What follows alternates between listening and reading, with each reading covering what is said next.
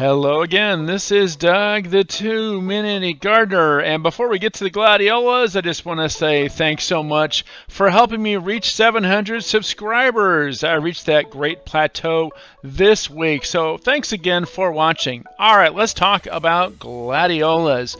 Gladiolas are these really easy to grow plants that produce these amazing cut flowers. They're also known as sword lilies, and they are a native of South Africa.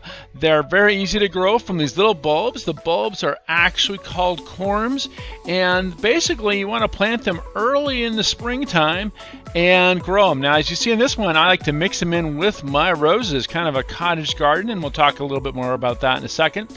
Anyway, when you get your gladiola corm, you want to plant them in loose, well-draining soil. They really don't like heavy, hard clay soil. They want to have some loose, good drainage in it. When you plant them, put them about 4 inches deep, so you get that good 4 inches of soil above the corm to kind of help stabilize the plant as it starts to shoot that giant stake up. And I recommend you put that stake in at the same time as planting so it's ready to go. Here's a little bit more about staking. I like to mix gladiolas in with my roses because the gladiolas start blooming right as the roses finish their first bloom cycle. The gladiolas also lean on my roses to help get them going upright. But at a certain point, these guys are so big, they need to get some staking support. And that's why I bring in a whole bunch of these nice 3-foot metal stakes, drive them into the ground. Now, it's important you don't want to drive them right into the gladiola bulb because you will shatter it and you won't get any more gladiolas. So move it about 6 inches away from where the plant's coming out of the ground.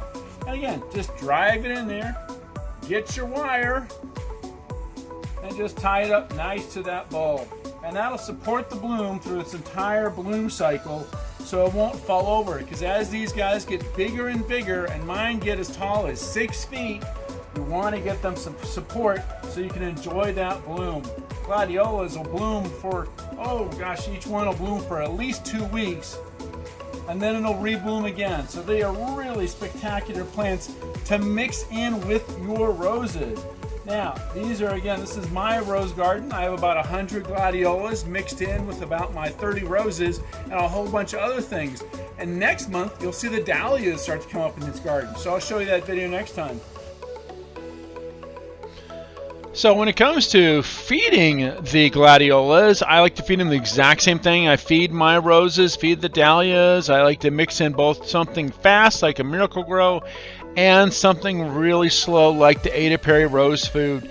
Now, it's also important that you let the gladiolus continue to grow after those blooms are all spent. The leaves need to keep growing because that's what generates all the babies. And those babies are great because then you can dig them up at the end of the bloom season and pull them apart and propagate the new ones. So make sure to leave the leaves on because that's where babies come from when it comes to gladiolas.